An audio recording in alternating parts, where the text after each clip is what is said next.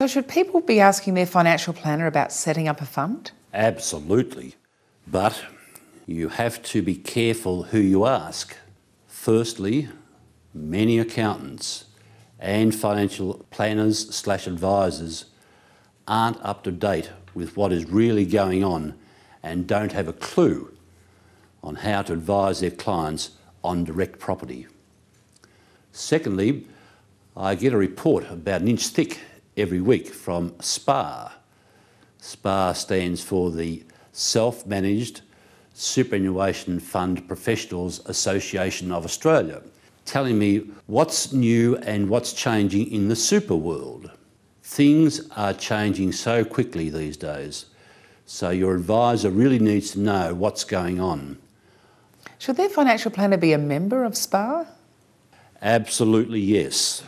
That's the best test to see if they are on the cutting edge of these new developments. Just be aware of who you choose, because a few years back the government changed the laws to allow insurance agents to become financial planners. Wow! And that has really caused a lot of trouble for a lot of people.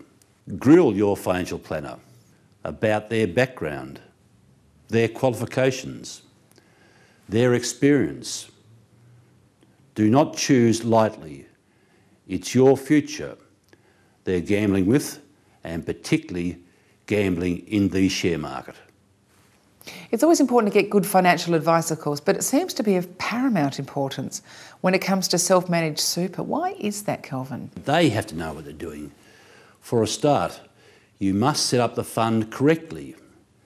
The setup is very, very important, and this is where lots of people come undone. If you don't, you can lose up to half your fund in penalties and fines, simply because the fund was set up incorrectly or may be declared non-complying by ATO. So it's not something you should be buying as an off-the-shelf package off the internet or something like that? Absolutely not. It might be called self-managed super, but it doesn't mean you have to manage it yourself. It's being penny wise but pound foolish. So how should a self-managed fund be set up? Firstly, the self-managed super fund is a trust. A trust is just like a holding vehicle, like a company, whereby the property you buy is held by the trust, that is the superannuation fund, for the benefit of the trustees. In other words, for you and your family. You're wearing two hats. You're wearing a hat as the trustee who has control of your money, but solely and exclusively for the purpose of your family's future financial welfare. Who can be the trustees?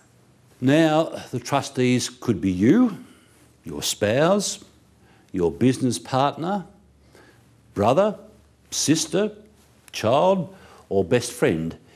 It can be anybody you choose, but just be careful who you choose. How many trustees can you have in the super fund? You can have 4 trustees in each super fund now. So who runs the trust or the self-managed fund? The trust is always governed by the terms of the trust document, which is set out in a document called the deed form, which is a legal document that lays down what you can and can't do. But essentially, it's governed by you, and if you so choose, your financial planner who runs the trust.